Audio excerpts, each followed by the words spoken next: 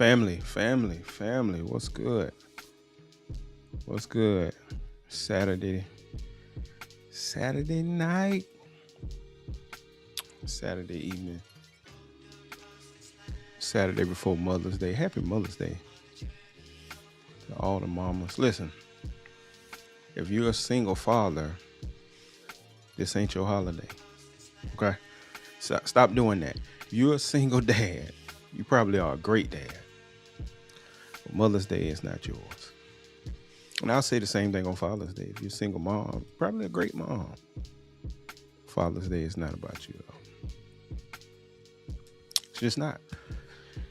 We're talking about stop expecting you from other people. That's what I was thinking about this week. Um, Oftentimes we have like a negative expectation of people, right? We heap a expectation on people um, that they didn't live up to, right? That they don't really even deserve, right? It's actually unfair. If you don't know that word, you got to be 40 or above to kind of know what heap, or either you was raised by a grandparent, you don't know what the word heap means. Heap means a couple things. It can mean like to throw something on someone, or it can mean like a whole lot. Like there was a heap of something, right? There's a heap of collard greens out there. If you weren't raised by a grandmama around, you don't know what heat means. But sometimes we like put on people an expectation that they can't live up to, right? We put on people an expectation that's unfair to them. And then when we are disappointed in what they did or what they become or who they show us that they are, then we want to be frustrated with the people and not the expectation that we put on them. That's what I'm thinking through tonight. That's what I'm thinking through. The fact that we expect more of people oftentimes than they actually deserve. Right? Listen, a little housekeeping rules. If you're on Facebook, inside the description, it's a link. If you want to come on the show, you want to come on and talk with me, cut your camera on. You can do that. If you're on YouTube, it's pinned to the top of the chat. If you want to come on, feel free. PK Tan says country folks. Yeah, that word heap. Heap is country. If you don't know what heap means, you ain't from the South, or either your grandma 32, right? The expectation that we put on people is unfair. I think Maya Angelou said this. She said, when someone shows you who they are, believe them the first time. Let me say that again. When someone shows you who they are, believe them the first time. And so often we stay in relationships, we stay around people, we stay with people in our lives that have already shown us who they are. But instead of us believing who they are, we keep projecting on them who we want them to be. And they never live up to who we want them to be. My guy. They never live up to who we want them to be. And sometimes in relationships, listen, maybe you're in a bad relationship, and I'm not talking about like a girlfriend, boyfriend, marriage. That doesn't matter. I'm just talking about in general. Maybe you are having bad relationships because you have an expectation of a person that they can't live up to. You have an expectation of a person that is unrealistic to them. And because of that, you find yourself creating a narrative that's not even really there. Stop expecting you from other people. Stop expecting people to live up to your lofty expectations or your unreal expectations. And when they don't live up to that, you're upset with them, or you're frustrated with yourself, or you have a sense of creating this idea of the person that you wanted them to be, that they're not. Happens a lot in these dating. I say dating, that's the best term. Happens a lot that you see this guy, you see this girl that you really like, and you have an expectation of them. And then the more you get to know them, you figure out that they're not who you thought they were, but you put on to them what you think they can be, and you spend so much energy molding them into who you want them to be, only to be bitten when you realize that that's not their character and that's not who they are. Listen, there was a story I read. I don't know if I read it or I heard it somewhere. It was a story of this snake that was on the side of the road, right? And this guy was a humanitarian and all of these different things, loved animals, took this snake home and fed the snake, kept feeding the snake, kept nurturing the snake, held the snake. And at some point, the snake bit him. And he looked at the snake upset that the snake bit him because he tried to create a narrative that was untrue. The snake is going to be a snake. The snake at the end of the day is going to be a snake, no matter if you think it's a snake or a panda. Stop expecting people to be someone that they're not. And stop expecting people to respond the way that you think you would respond. In love with the potential. Yeah. Like you people are not going to always respond the way that you would respond. And if you're honest with yourself and if you're looking at your life in retrospect, half the time you don't even know how you would respond. But we heap a definition of people that they can't live up to, and we expect them to be us. People don't disappoint you by being different from you. They reveal themselves. Let me say that again. People don't disappoint you by being different from you. In being who they are revealing to you themselves. And sometimes we have such a good heart, is what we call it now. The Bible calls it something different. But we use that term good heart. We've got such a good heart that we want to make them something that they're not. The Bible actually says your heart is deceitful above all things. So y'all been giving this advice, follow your heart and do all that. No. Your heart will deceive you.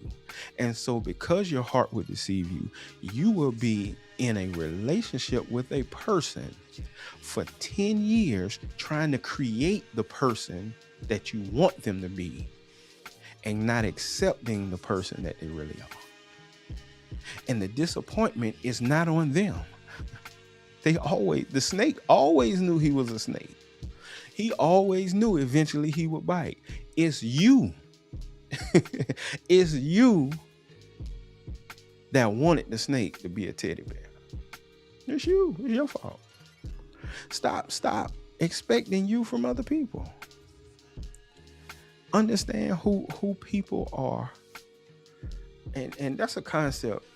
Again, I'm thinking out loud. We're not digging deep, right? We're not digging deep. We're just thinking through thoughts in real time. But that's a concept that I talk about on a regular basis called relational intelligence. Knowing where to put people in your life and knowing how to position them so that they benefit you and you're benefiting them the right way. That's called relational intelligence. And you'll find out quickly if you don't have that, because you'll be calling one friend for advice only to find out that they can't help you. You'll be reaching out to folk who you think are your friends, who you think are your homeboys, your homegirls, your girlfriends, whatever you call it, only to find out that they are not benefiting you in any way, nor are you benefiting them. Why? Because you don't have that relational capacity. You don't have that relational intelligence to know how to position folk. Most of the heartache that we experience in our life, watch this. Most of the heartache that we experience relationally, most of the trauma that we experience relationally, most of the stress rather that we experience relationally comes from us having an unreal expectation on another person. See, that's why it's dangerous to marry someone that you don't know. Because what you do is you've created an expectation. That's why it's dangerous to compare people relationally, because you create an expectation and there's no blueprint. There's no one size fits all relationally. So to the degree that you're able to have relational intelligence and put people in the right places in your life is the degree to which you're able to grow with those people, benefit those people, and those people benefit you. That also applies to how much heartache and stress you bring on yourself for giving someone an expectation that they didn't live up to, or they didn't deserve, or it's just your fairy tale fantasy who you want that person to be. And they're not. You hear about it a lot when you go to funerals. You ever go to a funeral and you hear people just talking about this person in this way and that way and this way, and oh, they were such a great person, and you know they want it to sound good there, but that's how they want you to view that person, even though that's not who they were. Happens all the time. We put expectations on people looking at their potential, peak and tan, not looking at who they really are. We do it in parenting too. We do it in parenting. I was talking to he's like my little brother now. His daughter and my daughter play basketball together, and I was talking to him, and I was saying, oftentimes I look at my daughter or my son, and I'm expecting them to get lessons at 11 and 12 or 13 tomorrow. My son will be 13 tomorrow. That I didn't get till I was 16 or 17. It's an unreal expectation because I've created something, trying to see a person for their potential, not understanding that I'm stressing myself out because I won't recognize who they are now. Following your heart is sometimes like acting, following your emotions, and emotions are fleeting. Absolutely. Emotions will get you in a lot of trouble because, let me say this. We've created this narrative that you are your emotional state. You're not your emotions. Your emotions is how you in that moment cognitively react to a situation, cognitively react to a stimulus. But you are not that emotion. All the time, I work in schools. All the time I hear kids say, I can't control my anger. Who lied to you? Who told you that? Who told you that? You can control your anger. You've been lied to. This narrative has been created. Happens all the time when you see these mass shootings and things going on. All of a sudden, this person is mentally deranged, right? Maybe they were, maybe they're not. But we've created an excuse oftentimes, trying to put potential on people, not seeing them for who they are. And you don't discover who a person is one time. Oftentimes you don't see it till you look back in retrospect that all along they were showing you. See, that snake that you picked up on the side of the road that you wanted to be a teddy bear was showing you every day that the snake was eating those mice that you kept putting in the aquarium, was showing you every day that they were a snake, but you refused to see it. And your expectation shifted. And because your expectation shifted, now you're frustrated because the snake is being a snake. The snake is doing what snakes do. We have to prepare them for their potential. Absolutely. Coach Boone says you're crippling them for life. Absolutely. Listen, when you heap expectations on children, that's why it's so important. Remember, y'all, I'm just thinking through these things out loud. That's why it's so important to have help when you're raising children. Now, I think the family structure should be how God outlined it, a husband and a wife. That's not always the case, and that's not realistic. So when you don't have that structure, you need to seek wise counsel on raising your children, because what you will do if you're not getting a different perspective is you will cripple your children for the sake of creating in them the potential and letting them live, trying to make them live up to a potential that they can't live up to.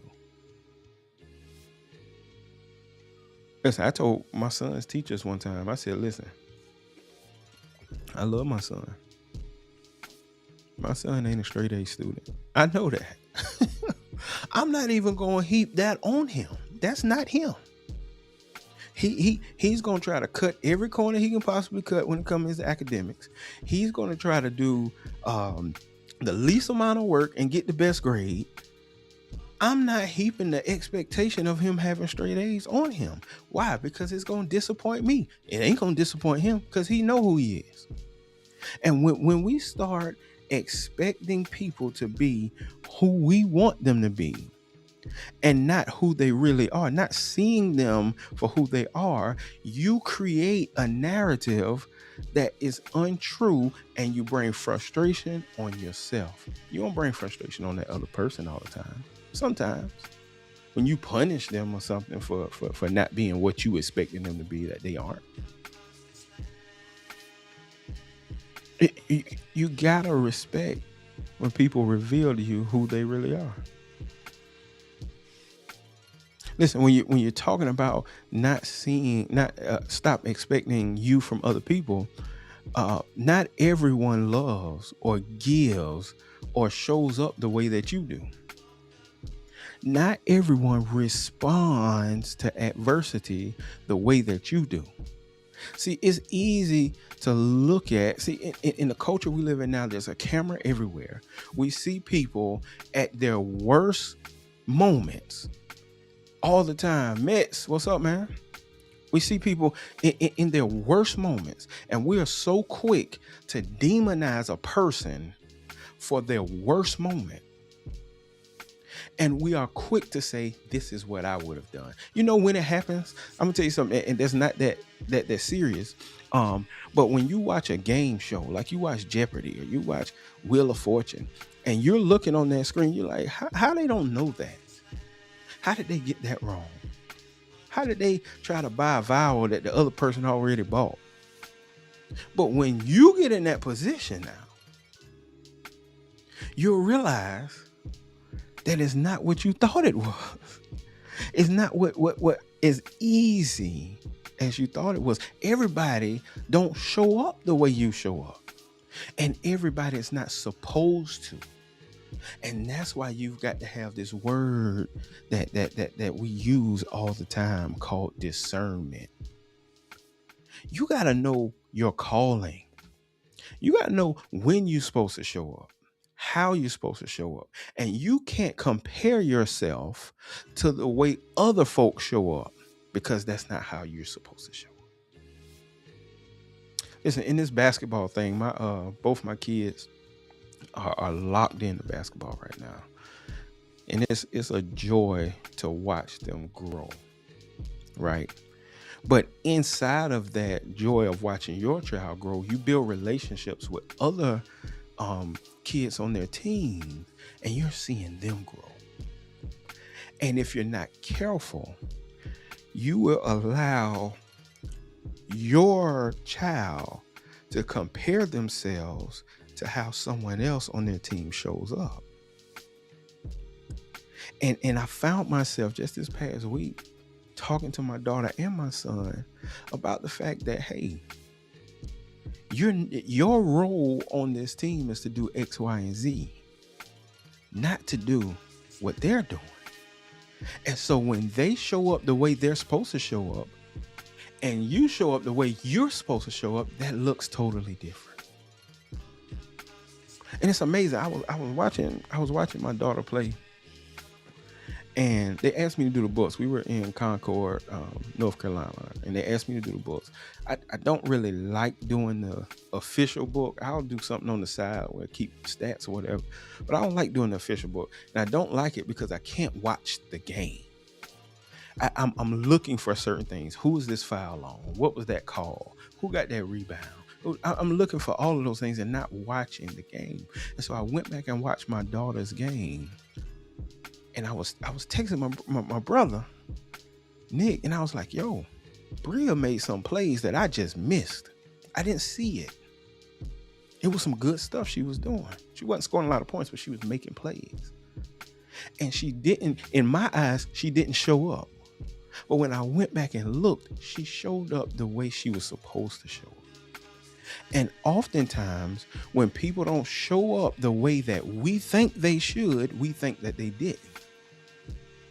And when you're comparing yourself to other people, that's a dangerous thing to do, because everyone is not called to do what you do the way you do it. Stop comparing. Even the scriptures tell us, don't compare yourself to other people, because you don't know their story. You don't know their history. You don't know what they had to work through mentally to get to where they are.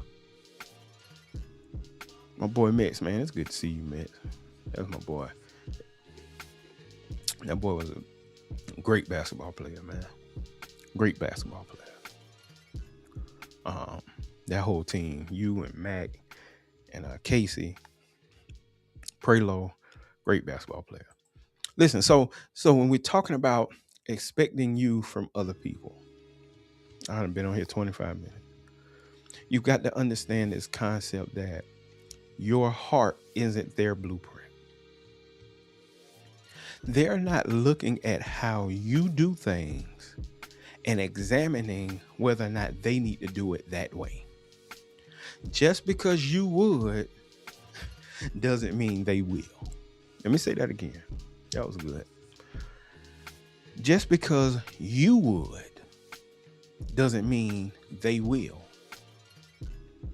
And all of us get caught up in it. Man, listen, I'm gonna be real with y'all. My wife don't like for me to talk about her on here, but I'm gonna be. I oftentimes look at how she handles a situation, and I immediately get judgmental and say, "Man, this is what I would have done. This is how I would have handled it." Just because you would doesn't mean that they will, and it doesn't mean that the way they handled it is wrong. It's just different from how you see it. And that's why perspective is critical in your life. You've got to have people who have a different perspective than you have in order for you to see things that you wouldn't normally or typically see. That's protection. I'm not about to preach, but God protects us, watch this, oftentimes by putting people around us who can see what we can't see. He protects us by putting us in positions to see things from a different way. And the only way you can see it from another perspective is to have people who do not always think like you around you. Stop expecting you from other people. If you only have people around you that think the way that you think, you're going to only get one perspective, and their blind spots are also your blind spots.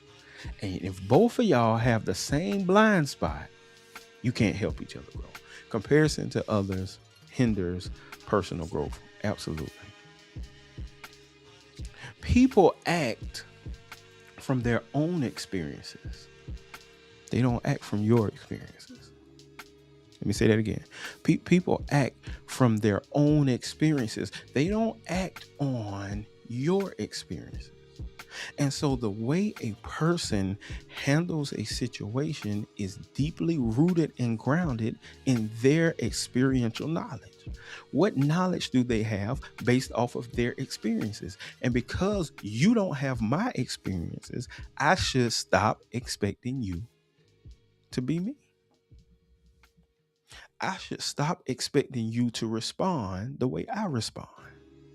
I should stop expecting you to handle situations the way that I would handle situations, because at the end of the day, you don't have my experiences and I don't have yours. And the more we converse with one another, the more we sit down and talk, we'll understand and realize, hey, this is why she did that. This is why he did that. And it doesn't excuse it. Wrong is wrong if it's wrong now. It doesn't necessarily excuse it. But what it does is allows us to put our feet in their shoes to say, listen, I understand you. I don't excuse you, but I understand you. For many people, this is why you can't move forward in a relationship, because you're consistently comparing the new person to the old boo. And you're getting scolded for moving for trying to move forward, but you can't, because you can't get it out of your mind that that's a different person with a different experiential knowledge. My experiences are shaping how I come into the world and deal with people. My experiences are.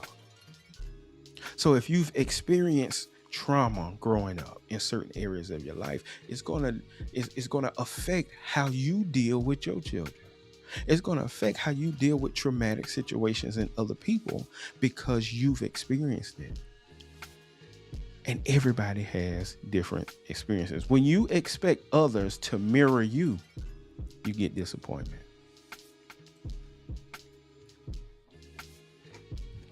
When you expect other people to mirror you that don't have your experiential knowledge, you ultimately are going to be disappointed, because people are not going to respond the way you respond. Listen, I'm probably going to talk a lot about this whole basketball thing. This is AAU season, and I'm tired of it.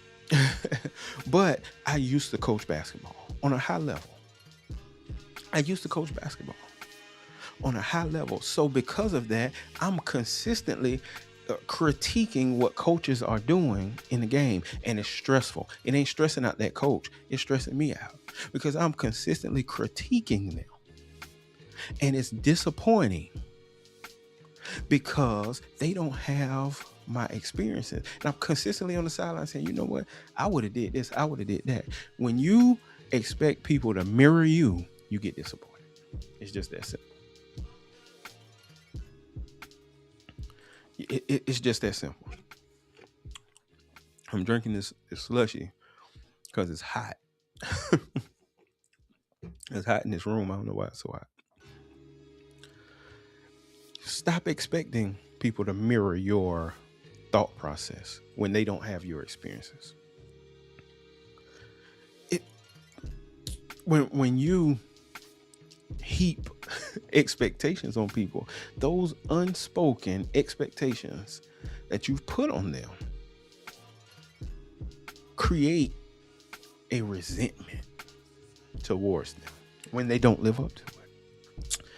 When me and my wife first got married, all I knew was what I saw from my mom and dad. Mom made sure if nobody ate, daddy ate. Mama made sure they had something to eat. So when we first got married, I was expecting something hot when I came home from work every day. That was my expectation. It was an unspoken expectation. I never said it. I just expected it.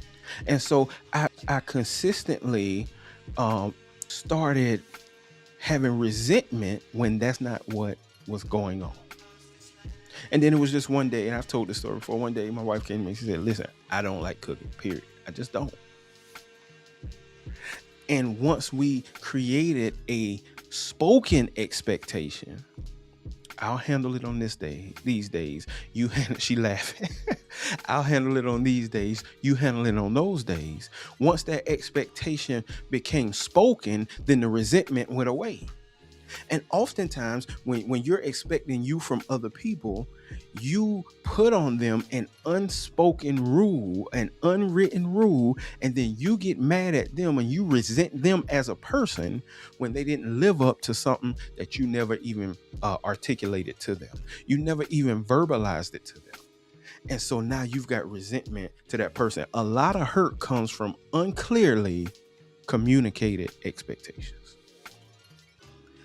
A lot of hurt comes from unclearly communicated expectations.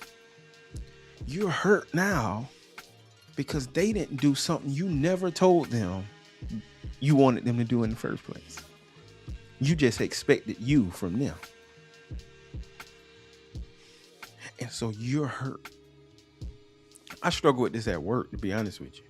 Because I sometimes I just feel like in a professional setting, you should be able to do this. You shouldn't have to call me to do it. You should be able to do this. But that's an unspoken expectation. And now I'm stressed.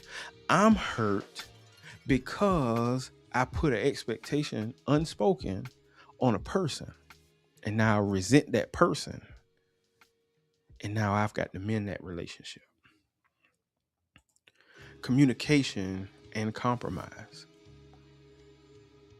Assumptions. It's a book called The Four Agreements, right? It's one of the best books I've ever read in my life. It's a book called The Four Agreements, along with Atomic Habits. Those are like the best two books I've ever read. And the Four Agreements, one of the agreements is don't make assumptions. That's one of the agreements. And in that book, he talks about the fact that when you begin to make assumptions, you put an expectation on something without knowing clearly if that's what it should be. When you assume something about a person without knowing that person, when it comes out that that person is not the person you assumed them to be, the frustration is on you. Assumption leads to frustration. And those frustrations lead to resentment. How many relationships have you tarnished or had to get rid of in your life because you had an assumption of a person that led to frustration? So you met that guy and he looked good. He was chiseled, had all, had his hair and nice blue hat on or whatever. You met that guy. Right? And when you met that guy, you assumed from looking at that guy that they mentally had it all together until you find out they didn't. And you're frustrated, not them. When you met that coworker that you assumed, oh, if you got this job, you can do this job, only to find out that they can't do the job. And when that snake bites you, that you've been feeding, that you thought was a teddy bear, because you didn't open your eyes to see who they were, now you looking for another job. Unspoken expectations create silent resentment. Oftentimes, another thing we do, and I'm gonna get on out of here. Another thing we do is we project our standards on people, not the reality. We expect people to just know this is right and this is wrong. We expect people to just know this is just how you do that. You ever heard somebody say, you didn't know this is just how it's done? That's your standard. And in the world we live in now, I'm just gonna be frank with you. You got to question everybody's standards. There is no baseline.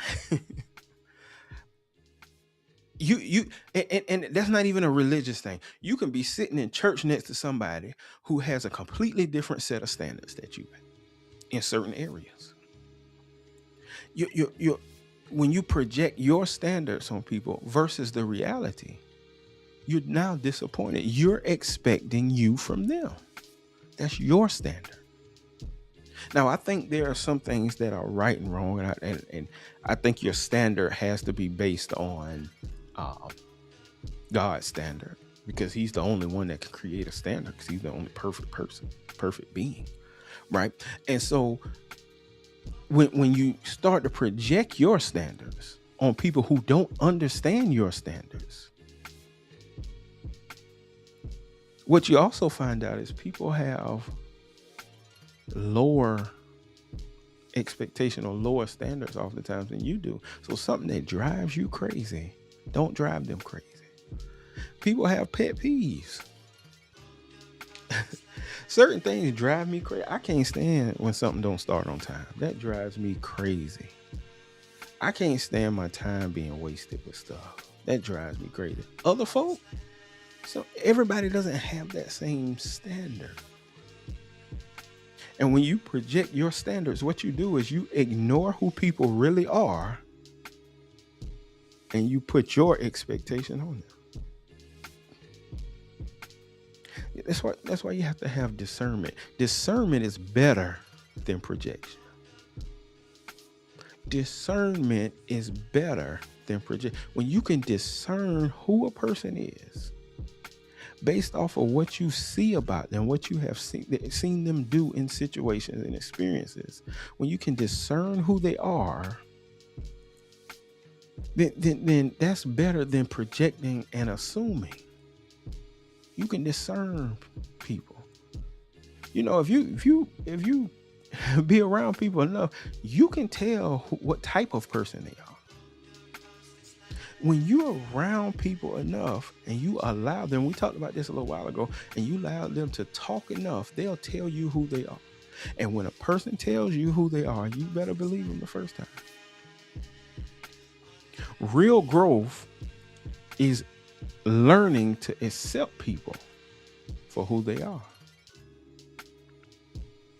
Now, you accept the person for who they are so that you know how to deal with that person. You know how to help that person. Y'all know my faith. Y'all know what I believe. I don't run and put that on everybody. But I know as I deal with certain people, I know how to reach them. See, there's some folk I can just go drop a scripture on them and hey, there's some folk I can't do that with. We got to have some conversation. We got to talk. Maybe we're going to talk about something else. We're going to talk about basketball, sports, music, something like that. And then we're going to slowly get around to what I really believe. And they'll see how I react, how I act, and how I handle situations. And they'll know, hey, it's something different. What is your standard? What is your standard for doing what you do? That's critical. Some people that when you're expecting you from other people, some people simply don't have the capacity to do what you do. When you have a different capacity, you got a different output. Some people don't have the capacity to do what you do. So you're expecting you in that person, but they don't have the capacity. This is why. I don't know if Mex is still on here. This is why really great basketball players, football players, tennis players, whatever sport, really great ones struggle to coach it. Because their expectation is what I did. And you were just gifted and talented in that area. But you got to coach people who don't have that gift and talent. They have a different capacity. And I think that's why I was a decent coach, because I wasn't a really great basketball player. So it was easier for me as a coach to teach the basics and the fundamentals. It was easier to teach it because I didn't get it just off of my talent. I had to work at it. And folk who are really, really great and good in different sports, they struggle to coach people who don't have the talent that they have. And maybe that's why you're struggling with people on your job. You could be struggling because you have a capacity different than their capacity. And you're expecting them with less capacity to be able to do what you did with your talents and gifts. Stop expecting you from other people. You were great. You are great. But you can't project that on the next person who is not as great as you.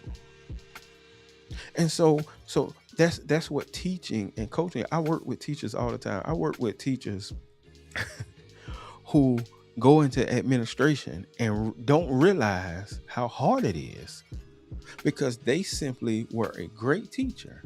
And because they were a great teacher, guess what they do? They expect everybody else to be great.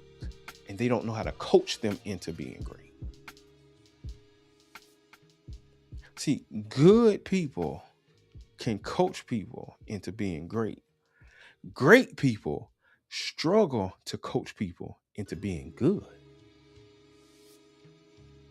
And so oftentimes the best teachers in our lives are the ones that didn't have the most talent. The best teachers are oftentimes the people that don't have the best gift. You know, one reason why basketball players, you hear Gilbert Arenas and all these guys, you hear them talk about Kobe on such a high level. You know why? Because Kobe wasn't that gifted when he started. He had to work. He had to work extremely hard to develop himself. And when you have a different capacity than another person, you can't expect the same output that you give out from them because they don't have the capacity. People's output is often based on their capacity. You wonder why you got in that argument with that person and they turned around and walked off. Because they not turn the other cheek people. They don't have that capacity yet. See, some of us, we can take a lot more than other people without losing our composure, without losing our cool. But we can't expect that output from people who have less capacity than we have, who haven't grown in that area. You're expecting you from other people. So some people can't give what you give, not because they don't want to, but because they lack the capacity to. Some people just don't have that capacity. And that's okay, because it's a journey. Life is a journey, right? And so, whereas I know I don't have the capacity to be patient today, my goal is a year from now, I have the capacity to be more patient than I was today.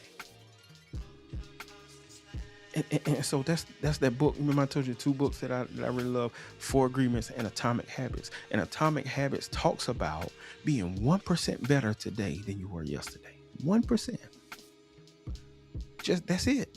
You fussed at your wife yesterday.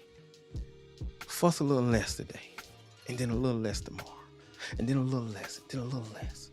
You fuss at your husband, be a little less, and you get 1% better in that area every day until in 365 days, you have mastered it, how to be better at it. Some people just lack the capacity.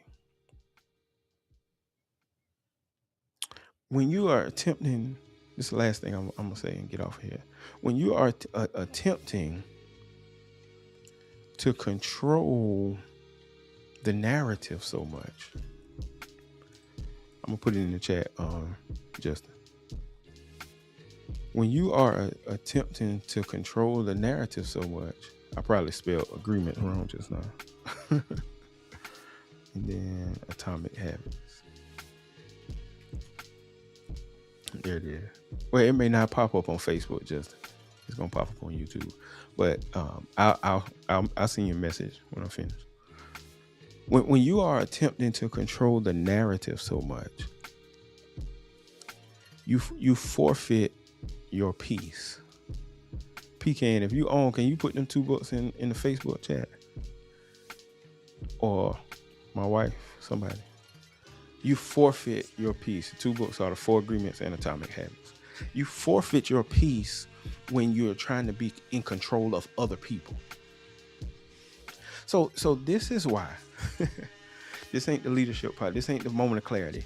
But this is why leaders are often the most stressed people, because they are attempting to control other people. When you accept people for who they are, you operate in discernment to know how to deal with them. That brings peace. If when you pick that snake up on the side of the road, if you would have accepted the fact that the snake was a snake and not a teddy bear, you wouldn't have allowed the snake to bite you.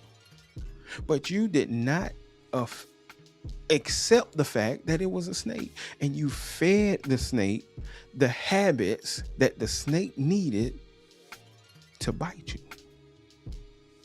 Acceptance brings peace. When I see who you are and I accept who you are, even if there are things that need to change about who you are, even if you're still growing in an area, I know how to deal with you because I'm operating in discernment. I'm not operating out of control. You cannot control another person. Pecan, the other book is 4 Agreements by, I think, Paulo Coelho, something like that. Don Miguel. Paulo Coelho wrote, he wrote another book. It's on my shelf somewhere. I don't know. The Apprentice or something like that. Yeah, that's it. Okay, y'all coming through. Justin, it's right there. So the acceptance piece. If you want to be at peace with who people really are, you got to accept first who they are. And in the hood, they say, deal with them accordingly. Relational intelligence. All of this comes down to relational intelligence. Accept who they are and who they are not, and deal with them accordingly. And maybe your relationships at work, in your personal life, are in a bad place because you are refusing to accept who a person really is, and you're trying to control what they do. See, that's why my son stresses me out sometimes. It's because I'm trying to control what he does when he gets to school. And I'm not accepting who he is. He's a little boy. He gonna do some stupid stuff. That's what we do. That's what males do. We do stupid stuff. I tell my parents at school all the time, don't be so hard on the boy. He doing stupid stuff. That's what males do. We do stupid stuff every day. We don't think things through. Right? But whenever I can get to the place, I'm not totally there yet. Whenever I can get to the place where I'm not trying to control what he does, I'm accepting who he is, then I can begin to understand how to deal with him when he does stupid things. It's the same way with my daughter. My daughter, let me go back to this basketball thing. She is really, really good, and it snuck up on me. She's like sneaky good without putting a whole lot of work in. Like she's one of those talented kids. Like I feel like she went out there in the driveway and played with her big brother, and then the next day she was good. I didn't teach her a whole bunch about basketball. So I say that to say she's good, but she's so unselfish. And so when the coach moved her to play point guard, she's thinking, I'm going to get everybody else some shots. When she could be a great scorer of the basketball. She's always been a great scorer of the basketball. But because she's so unselfish, she want to see everybody else win. And when I accept the fact that that's what she's doing because she doesn't understand how to be that dog, that killer when she gotta be, I have to accept that and know how to handle it, not try to control her output on the basketball court.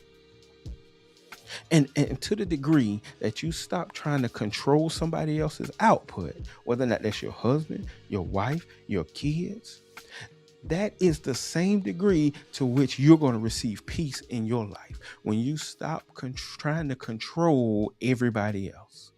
That's a term that we use in leadership called micromanaging. You got to have your hands in everything. You got to make every decision for other people. You got to be doing everything for another person. And to the degree that you're willing to operate in discernment and not in control, operate in acceptance and not in control,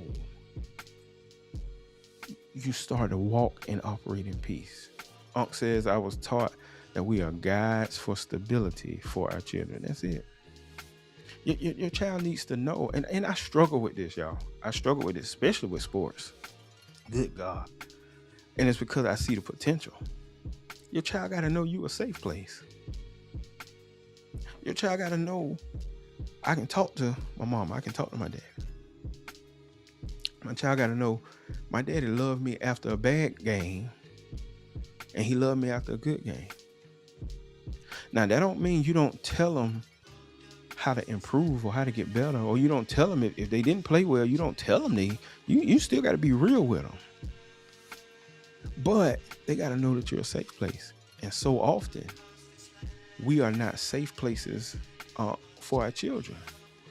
We're not stable enough to be safe havens for them. And so, and that's because, let's be honest, if you my age or up, your parents wasn't safe for you. You were scared of them. We was at my mama house just an hour, 2 hours ago, and we were talking to my dad about growing up, and he made a point to let us know they were scared of granddaddy. They wasn't coming and telling him about their life and what was going on and what they was feeling when they were 13 and going through puberty and all. They wasn't talking to him. They were scared of him. And we were raised, a lot of us, with that same experience. So because we were raised being afraid to talk to our parents, we don't know oftentimes how to be beacons or safe havens for our children because we never saw it before. And then sometimes we're on the other extreme. We so safe that we won't have hard conversations with our kids. And you like Coach Yokes on Remember the Titans. You crippling them for life. You gotta have, Unc says, terrified.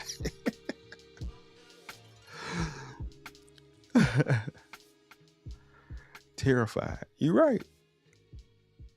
In a lot of instances I was terrified more so of my mama than my daddy.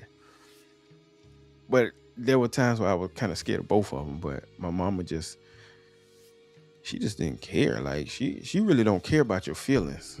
She's still that person. She gonna just tell you what it is, and whether or not you want to hear it or not. And there's a lot of people in our family that used to come around a lot that don't come around because she didn't tell them off. She told them about how they were living, and they ain't like that because we haven't dealt with our past. Absolutely, we haven't dealt with it, and I'm gonna leave that alone.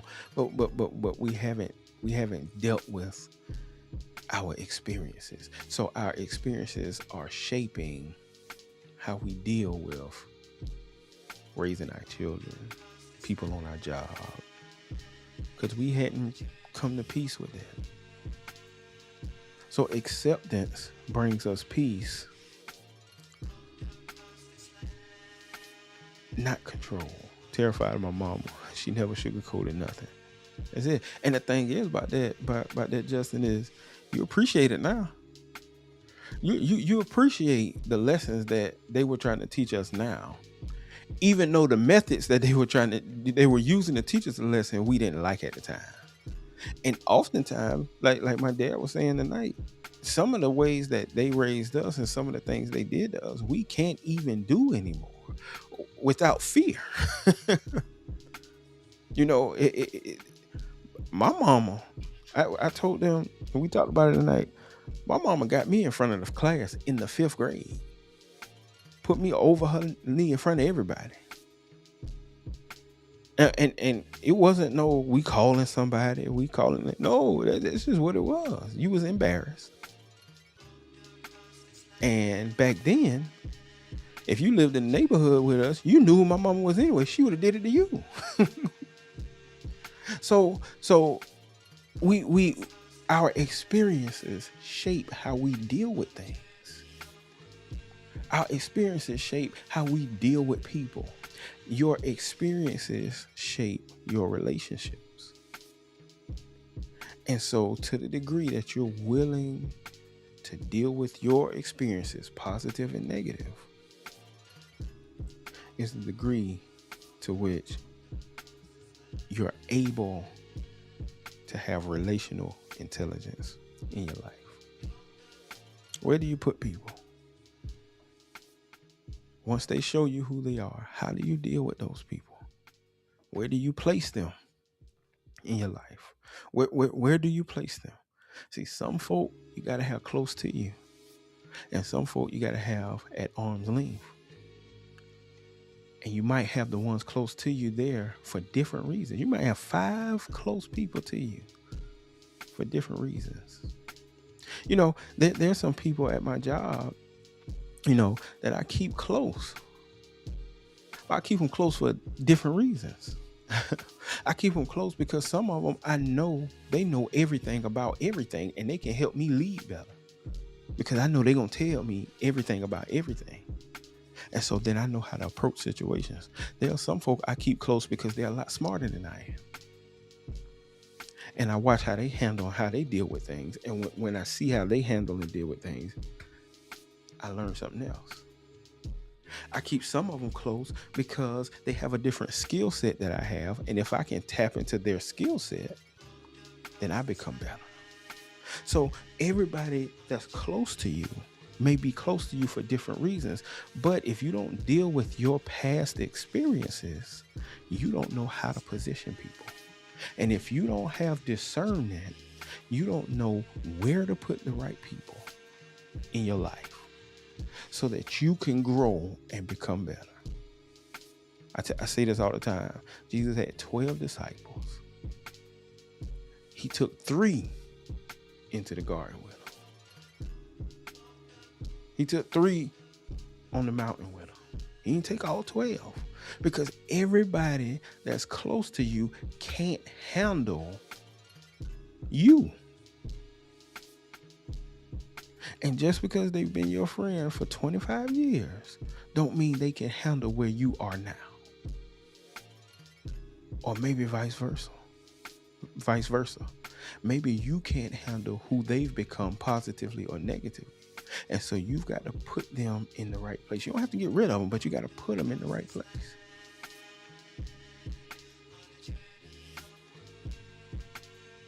You got to put people in the right place. That's relational intelligence. And when you begin to learn how to operate in discernment, I'm about to get off here. When you learn how to place people in the right places, when you learn how to handle people based off of who they've shown you to be, that who they've shown that you are, that they are, then peace, you begin to operate in peace. You know how much peace probably came over my wife when she didn't feel the expectation to have to cook every day? You know how much peace comes in your life when you realize that snake that you picked up on the side of the road is a snake and not a teddy bear? When you take the blinders off of your eyes to realize that this person is this, now I know how to handle them.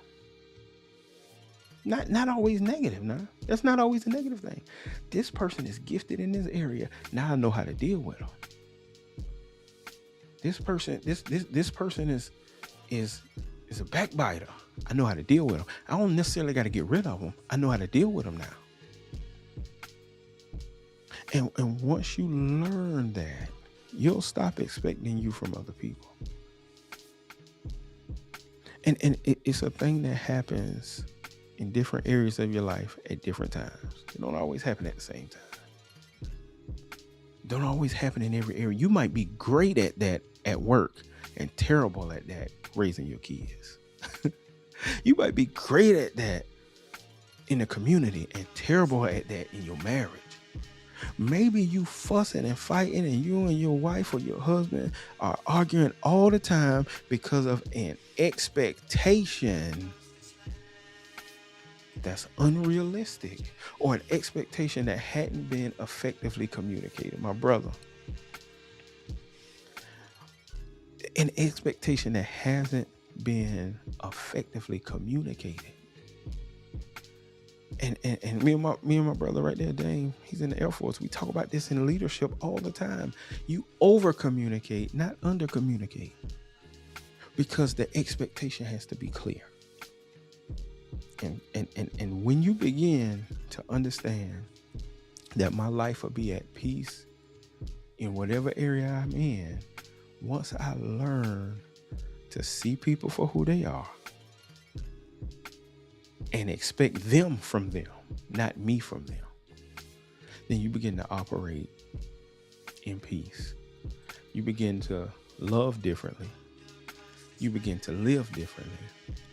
And you begin to have relationships that are conducive to growth, not tearing each other down, not tearing people apart.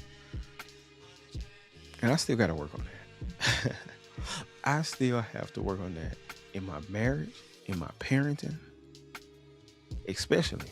I think I'm pretty good at it at work to a degree. I got some areas I need to work on. I have some areas I need to work on so that I'm at peace. And see, that's ultimately what it's about. If I begin to understand to not expect people to be me, I begin to operate in peace. And when I operate in peace, all my relationships get better. All of my relationships get better when I learn how to deal with people for who they are. Skelton, just as a gardener must prune the weeds and cut away the ivy that clings too tightly, we too must separate ourselves from the habits, attachments, and influences that drain our strength while disguising themselves as comfort. That's good. Man, that's good. We've got to learn how to operate from discernment, how to accept people for who they are and not who we want them to be. And once we do that, that relational capacity, that relational intelligence begin to grow in our lives. And each relationship that we're in, see, once you are able to walk in peace on your job, guess what you're not bringing home to your family? Stress. Once you begin to operate in peace in your home, then when you go to work, your mind is clear to be able to function and operate. So this thing is not only cyclical, but this thing works. It's intertwined. It's like the body.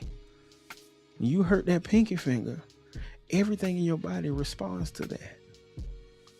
So the fact that you are not willing to deal with this on your job is because it's affecting how you handling your husband and your wife and your kids at home. The fact that you're not willing to deal with this in your relationships at home is affecting how well you're able to be in your professional capacity. It's all intertwined. So when I operate in relational intelligence in any area of my life, I become better in every area of my life. Well, what you gonna do about it? Talk to myself now, thinking out loud. What you gonna do about it? What are you gonna do next? You know what you gotta work on, you know what you gotta do. Now what are you going to do? Knowing what you gotta do and doing something are two different things. What are you gonna do next? That's my question to you. That's your homework. Figure out how you're gonna start dealing with the relationships in your life in which you've heaped an unfair, an unreal expectation on other people.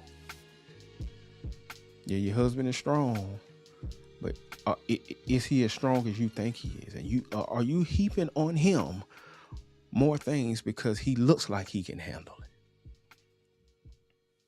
Or do you think he's handled some things that he really hasn't handled, but you wouldn't know because you ain't having a conversation with him or her or your kids or your coworker?